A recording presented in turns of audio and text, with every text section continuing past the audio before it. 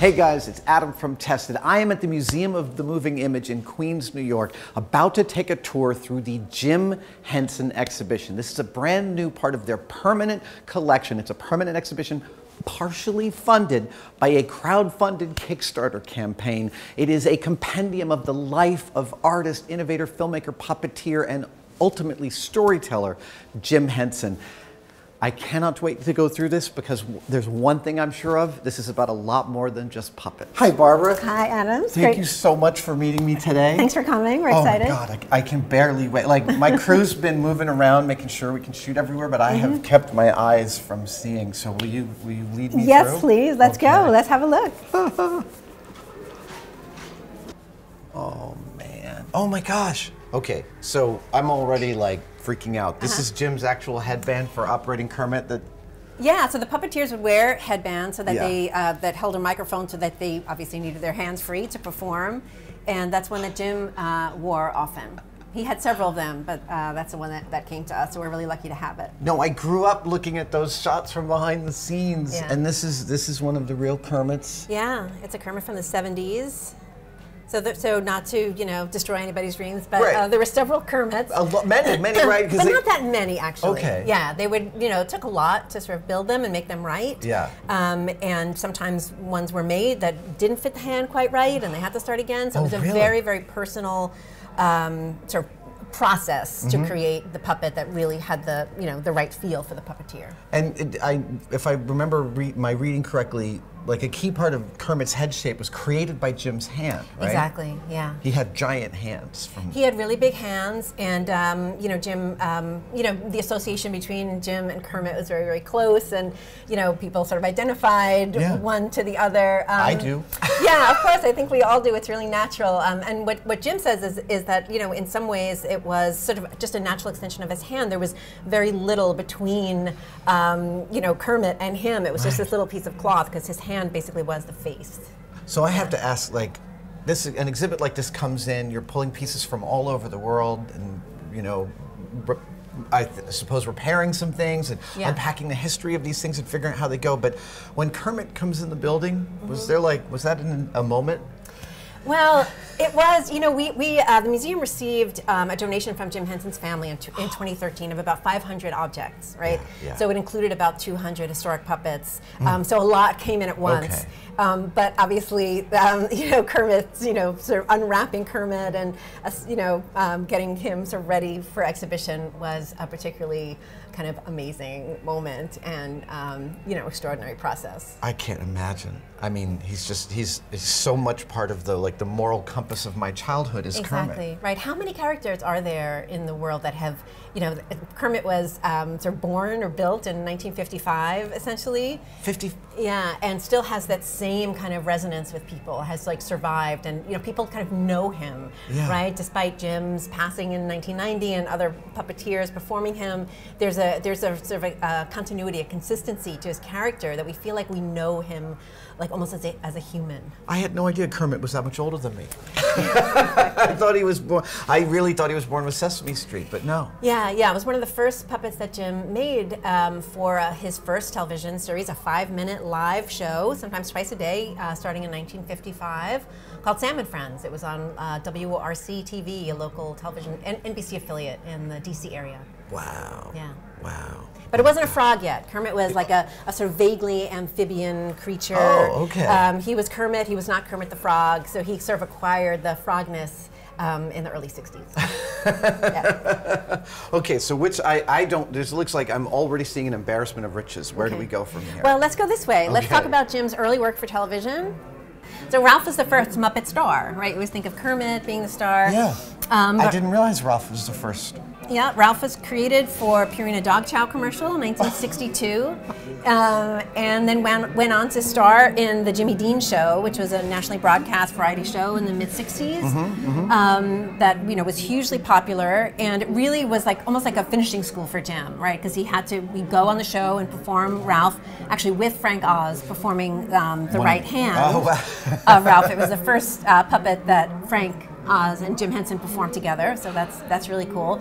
But Jim learned from the comedy writers on the Jimmy Dean Show, Right, and those were guys that had their their backgrounds in vaudeville and in variety shows, and a lot of Jim's sort of comedic sensibility comes from being an apprentice during those years, and just sort of being around that. How amazing. I didn't realize Ralph was such a lightning rod for that next step. And this is so great. We have this sketch that Jim made these. I mean, this is one sketch, but there's probably 12 or 15 pages of sketches of dogs that are just a little bit different from each other. And Don Saline, who is his master puppet builder, would look at these sketches, these sort of very rough sketches, and sorry, well done. And take what Don would call the essence of a character that would be expressed in Jim's sketch, and make these sort of remarkably expressive puppets out of them. So they were an amazing pair, also. And we try in the exhibition to sort of give shout outs to the various craftspeople. Exactly, because they, it wasn't just Jim sort of, standing on a mountain, on his own creating these things. It was this really, really talented group of collaborators, and their commitment to the work was sort of all in. It's a really loyal, talented group of folks. Yeah. Okay, what's next? What's next? Okay. John Stone was one of the very first people that Joan Gans Cooney, the sort of inventor of Sesame Street, turned to help her, come up with an idea for what Sesame Street would be. So John knew that Jim's work was amazing and would be a perfect fit for Sesame Street. So John Stone brought Jim on to Sesame Street in the sort of infant stage of its development. Right. So Jim was not the inventor of Sesame Street, but his puppets became sort of intrinsic, completely intertwined with the idea. Yeah. And so, how long was the development process of figuring out the first few characters for Sesame Street? So Jim's characters for Sesame Street were sort of a mix of puppets that he had on hand already that had sort of appeared in other, in other productions, and also characters that he specifically built for the show. So it happened really quick. I mean, it was over the course of a year. Like, he came on board in '68. Sesame Street's on air in 1969. So Bert and Ernie he created for the show. Cookie Monster, Cookie had already been an established sort of cookie or food eating or object eating character from commercials and from industrial films as well. So Cookie came on in that way. But Big Bird here and Oscar the Grouch were built specifically for Sesame Street, for the street itself. Because the producers were, first the idea was that the puppets would only exist in their sort of interstitials, right? And that the action on the street would just be people. But during focus groups, the kids quickly lost interest in the puppetless segment, so they knew they had to get the puppets on the street. So in order to do that in a seamless way that didn't require, like, a baffle for the puppeteer to go behind, Jim created a walk-around, which, he had walk-around puppets in the past, the LaToy Dragon, these commercials that he made. So he created a walk-around puppet of Big Bird that could just sort of exist, without having to hide behind anything, and Oscar the Grouch that could, the trash can was basically his thing that he could hide behind. So, so then those two puppets sort of became real part of the street. And at this point, Kermit seems to be fully formed. He seems to be the full Kermit the Frog with the eyes we know and the form. That happened, I would say, like from the mid-'60s to the end of the '60s, Kermit kind of slowly achieved his final form. There were some differences in the number of points on his collar, but essentially Kermit was Kermit, and he was, part of Sesame Street in the beginning, and then kind of pulled back eventually, and Kermit went on to other things. So I'm looking at, standing in front of a full-size Big Bird, it's sort of shocking how much larger his head is than I somehow expected. And I'm wondering if, as you were loading these pieces in, was there a specific surprise where you're like, oh wow, I totally didn't realize that was like that?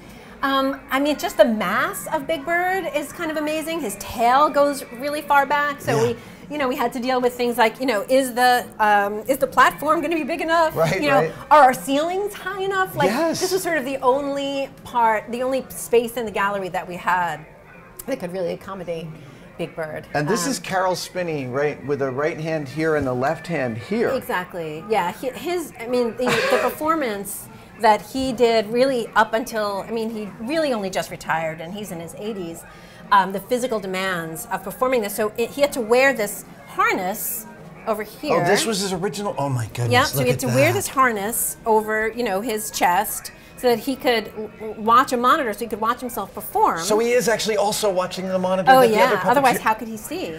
Right, his eyes aren't up in the eyes, and there's no holes in the bird's body. So this is a camera signal fed to him. So. Exactly. So he could see what's going on outside, and he could see where he's going, right? And so he's watching that. He's performing the bird, and he's reading from a script taped into the bird's body. What? How do you do that? I don't know how you do that. And roller skate often. What? Yeah. So I'm not even sure I have known in the longest time that Big Bird had a big tail. Yeah, it's a big tail. Yeah. So this is a section we call the Muppets for obvious reasons, and we wanted to really make it feel like an explosion, right? Right. We wanted people to understand that it was important without having to say this is important. So this projection of all 120 episodes of the Muppet Show playing at once is this sort of gesture that really communicates that excitement and that sort of significance. Because the Muppet Show was something that Jim had wanted to get off the ground since 1960. So it was a project he was trying to get going for 15 years. And it came off the ground in 1980, right? 1976. 76. Okay, Yeah. I thought it was. This was my childhood, right? We watched this every week as it came out. I probably watched every single one of these episodes 3 or 4 times in my childhood. Yeah. Yeah, they're really, really magical and still hold up. I mean, they're just hilarious and charming and fun. And this is also part of the improvisational aspect of the troupe. Like they were writing scripts every week for this show, and also developing new characters every week at the same time. So the shop is going full bore. Exactly. It's an amazing. Well, they had to move. They had to create sort of a company and operations in England because, sort of amazingly enough, none of the U.S. networks wanted the Muppet Show. Right, so Jim wound up making 2 pilots for ABC, thinking that ABC was going to pick it up.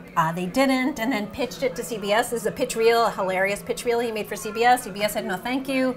But Lou Grade in London said, really saw the potential of it, and Muppet Show wound up being produced in London for the 5 years when it was made. And because it was produced for syndication, it went worldwide right away. Oh, so okay. So it was almost more popular in other countries at first than it was in the U.S. I had no idea. I remember reading at some point it was an extremely expensive show to produce. I guess. I mean, there was sort of a lot to do. The guest hosts and those logistics. Right. It took a lot of people to put this show on, so they had to build a whole shop in London to be able to. To be able to make all this stuff happen, and yet, still the New York office was still going and doing things, so that doing commercials really, and other and and Sesame Street, of course, Street. right. So Jim and Frank and others would fly back. Oh my God! Of course, they're doing the Muppet Show and Sesame Street. And Sesame Street at the same time. I mean, that was an amazing thing for me that sort of clicked at some point. That Jim and Frank, especially, how busy they were doing so many different projects. To Sesame Street, would fly back to New York and still be Bert and Ernie, like into the 80s. Wow. Yeah. So I see one of my favorites, the Swedish Chef, who had real hands. Well, yes, that's really interesting. So the Swedish Chef had real hands. It was what is called a live hand puppet. Like Ralph is also a live hand puppet, right? And so it took 2 puppeteers. And Cookie Monster as well. Exactly. Right? So the main puppeteer's right hand in the mouth, left hand in one of the hands, and then a second puppeteer doing the puppet's right hand. What was different about the Swedish Chef is that because he had so many things to manipulate, and because there was no fur covering his hands, Jim and Frank performed it together, and it was Frank's hands in both his 2 hands. Both his hands. And Jim doing the mouth. So here's this crazy picture that shows you the sort of gymnastics of what they had to do to make this puppet happen. Wow. Then we had the challenge in, how do we exhibit the Swedish Chef because there's no fur covering it? Do we leave them empty? That's kind of weird. It looks like they're amputated. Yeah. So Frank Oz generously allowed us to cast. I was wondering. That's the best. That was my first question. That's the best that you're actually using Frank's hands. Yeah, it's amazing. Yeah. And the distension, that's what made me think these must be the real hands. Yeah, because they don't look natural. They don't. They're the Swedish Chef. They're stretched and torqued. Yeah. It's lovely too when you get up close to these, when you see how simple the construction is. I mean, how innovatively they solved the problem. This is just mattress foam. Yeah. As open cell urethane foam, carved intricately, but the structure is very simple. Yeah, the design and the structures were, really, really carefully thought through. I mean, these weren't just people sort of making cute things out of flashy fabrics. The builders, the designers, really come from these sort of amazing places where they had these fantastic skills. Actually, it's a great story with Dave Goelz, who achieved fame through the Muppets. He's Gonzo and he's Zoot and Dr. Bunsen Honeydew. Exactly, all these other characters. So Dave was working as an industrial designer for Hewlett-Packard in California, and was an adult in his 20s and happened to catch part of Sesame Street and saw Bert and Ernie and was just so taken with the design of the characters and how their personalities sort of matched the way they were constructed, that he was like, that's what I need to be part of. So he built his own Ernie and came to New York and figured out how to reach Jim. Jim was not so hard to reach. He would talk to people, you know? Yeah. And Jim's like, yeah, sure, you can come and work for us. So he started building puppets and then was drafted into performing. Sort of against his will, but it's a good thing he was. Fascinating. I know Dave, and he told me about performing Gonzo for the first season of The Muppet Show, and then realizing he wanted more, and so he added the eye mechanism to Gonzo to deepen the character for the second season. Right. And I loved hearing the fact that this was an ongoing process of character development and construction technique and design and implementation. Yeah, yeah. It's a wonderful, wonderful thing. Yeah. Often the builders would also have their hands in performing, so it wasn't like a factory situation. Right, not a cast system. Really understood what it took to be able to make these characters come alive and refine them over time.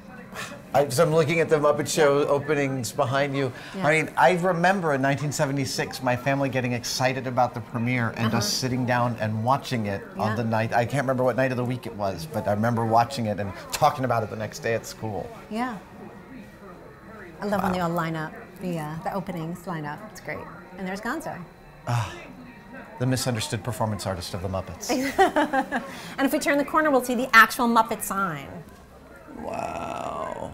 We were kind of beyond excited when, the archivist of the Henson Company, Karen Falk, who's amazing. Yeah.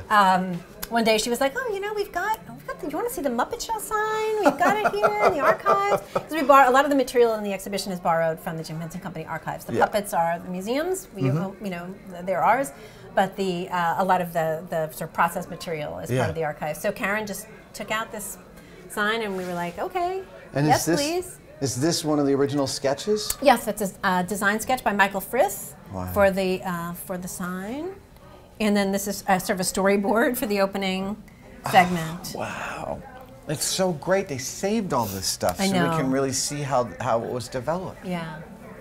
Another thing they saved, which was really fortuitous, was bankers boxes upon bankers boxes, etc., of fan mail that came in. And what we wanted to do was sort of attest to Jim's vision to make a show that wasn't just for kids. It was really for families. It was for people of all ages. So we just sort of randomly started picking out letters to show the diversity of ages of people that sort of wrote in and said, like, and were inspired and inspired. Yeah. Now behind I see here. Yes, the fabulous Miss Piggy in all her glory. She's amazing. She is. Wow. She'd be the first to agree with you. She looks beautiful. So that's Miss Piggy in her dress from the Muppets Take Manhattan. And it was really the movies that made her into sort of a star, into a big star and a fashion icon.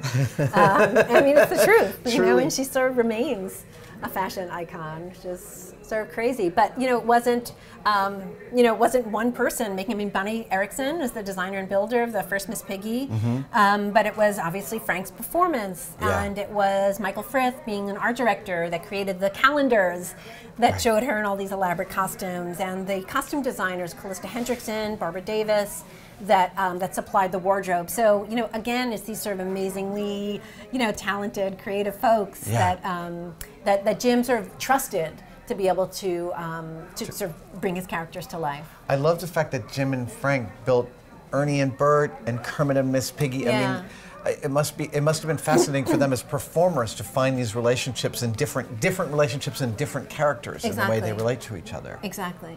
Yeah. Yeah. It was sort of a chemistry, you know, between two performers that is really up there in the amazing pairs of folks on the screen. Truly. Even though you don't see them on the screen, you see their characters on the screen. There was a documentary years ago that showed Jim and Frank on Sesame Street set improvising as Ernie and Bert. Yeah. And I remember I watched it dozens of times because it was so inspiring watching them find these characters and explore them. Right, exactly. And you just saw how much fun they were having too. Right. And that's something that keeps coming up because people are always asking, like, you know, like, what makes this stuff so special, and how are these characters so long-lasting? And an answer that a lot of people that worked on with Jim and on these characters say is just that they were having so much fun. You know, that their love of the projects, the characters, the puppets, the stories was really informed their performances and their work. Dave Goelz told me that Jim would just take the time to get the scene right. That he would keep on shooting until everyone felt like there was a performance that really mattered going on. And he was like, never again after Jim if I felt like that total amount of we're just here to get this right. And Jim really created that space, he said, that allowed them to spend that time. Yeah, because it was technically really demanding. I mean, it wasn't just like knowing lines. Frank Oz was here at the museum recently and told this story, and I forget where he was, but there was some show that they were doing. Maybe it was a live show or something on TV where there were sort of mostly human characters, and he and Jim were sort of waiting in the wings to go on with their puppets, and someone turned to them and said, "You guys look like surgeons. Like your concentration is so focused, you know, because they." You know, they're not just like saunter on and be their personalities. Like they have to make these other things come to life, and you know those other things depend on them for their life. So they're really attuned, you know, in a very strong way. Well, in that physical demand, I'm looking at this architectural model over here that I find really fascinating. This is an example of how they had to work if they were doing a scene. You have the puppeteers under here with the Muppets up front. Exactly. So starting for the Muppet Show, they wound up sort of building these sets that allowed for these false floors, so the puppeteers had space to be instead of having to be. I mean, a lot of times they have to be curled up inside something crazy to be able to perform. So yeah, we love the set model because it shows what it sort of took, and that you know there's puppets on top and people actually doing it, and that there's monitors here so they can see what the camera sees. Yeah. I mean, and every time they are having to perform basically backwards. They're looking at a camera that's showing them. Yes, exactly. Yeah. That's right. Crazy. Yeah, yeah. So again, the canvas keeps getting bigger. So the Muppet movies bring the Muppets to the big screen, and then the three projects that we focused on in this section, Fraggle Rock, Dark Crystal, and Labyrinth, you know, are these fully integrated imaginary worlds, right? So there's no sort of reference to the real world in them, right? Jim wanting to sort of, you know, use the full force of his imagination and the imagination of his collaborators to just invent something new. So you know, with Fraggle Rock, you know, he knew he had the audience out there internationally with the international versions of Sesame Street, and the Muppet Show was all over the world. So he knew that he had the attention of the world, and really felt like he had the responsibility to use that attention in a way that would help things, right? So he, you know, very consciously wanted to develop Fraggle Rock as something that would help bring peace between you know different kinds of people. So the three you know groups in Fraggle Rock, the Gorgs, the Fraggles, and the Doozers, are all sort of in their own universes, and they're very, very different, but they're interdependent. And he, you know, I mean, it sounds almost naive, but with Jim Henson, it's not. No, he like really believed this, and you know, it wound up being this tremendously successful show. Incredible. Yeah. Maybe it did make the world a little better. You know?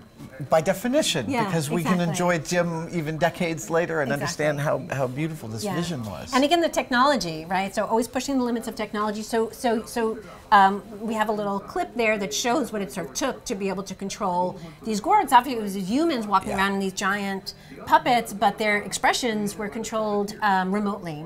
Oh, by puppeteers who weren't in the costume. Exactly. So you see there's Jerry Nelson using what they called a Waldo to control the puppets' faces through radio control. And they did the same for the tiny little doozers, because you couldn't get a puppeteer's hand in them, obviously. But you could, sort of operate those sort of gross motor skills through these little fish, like things, these mechanisms.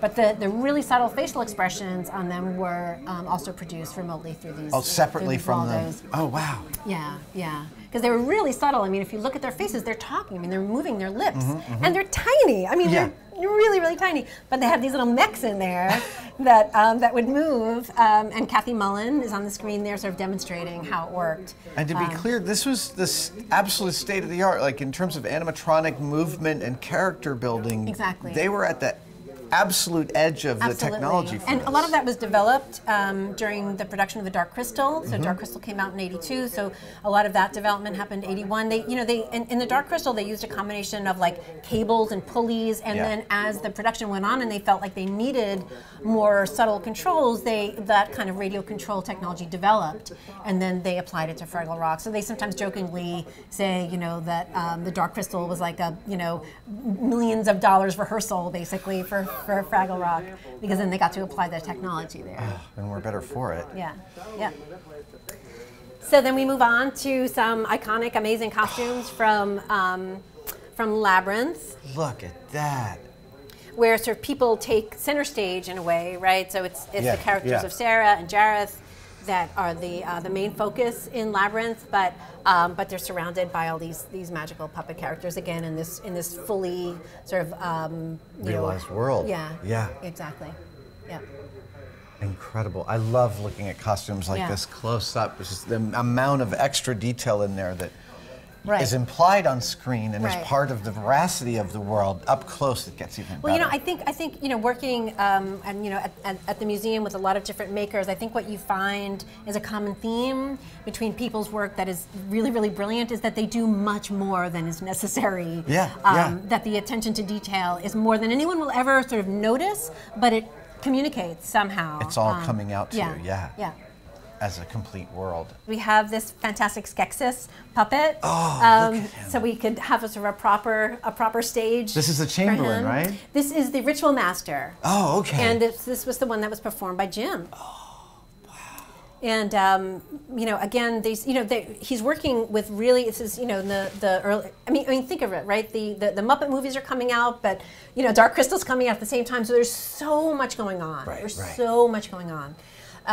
And working in foam latex was a fairly new medium for them, right? So they'd been working with these fabric puppets for the Muppet Show, for Sesame Street, for all these different projects. A lot more additive building technology using foam and carving it down instead of making castings and molding. Yes, this was a really, really different kind of way of creating the puppets and also creating the characters, right? So those things are always sort of together, and for a lot of the Dark Crystal characters, there's sort of an underneath layer under the foam latex that provides the mechanism. So these are the hands, extended fingers, exactly, that the puppeteers could operate, and then the foam latex hands would sort of slip over them. And I love this is just plywood. These are plywood clevis joints with cable operation. The mechanics are so simple and yet so robust. Yeah. That's great. And similarly, Jen and Kira, our heroes in the Dark Crystal, had these sort of mechanized resin layers under their foam latex heads that operated everything, and maybe a little weird to look at. They're sort of skinless faces, but it's how it all worked. In a day of Arduino-controlled bots being relatively trivial for people to assemble and construct, this is again at the absolute edge of the possible. They were making it up at that point in time. Making it up. Yeah, they were totally just making it up. Yeah. These are the most ancient RC rigs that I've ever seen. Wow. And they've got plywood cutouts to control the level of movement for some of the actions in there. And annotating kind of what did what, so people would know. Wow. And then the linkage between the two that clearly added some relationship in terms of facial movement. And these servos going to cable drives. Wow. It's just gorgeous.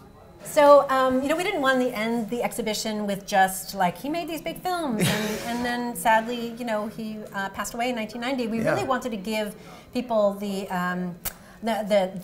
feeling that he was just constantly working, constantly doing 100 different things. Innovating, iterating. Right, exactly. Some things that worked, some things that didn't, but always kind of pushing the envelope, always sort of, you know, involved in making things and making new things. So this final sort of short section is just about the number of projects that he was working on in the late 80s, really up until 1990 when he passed away.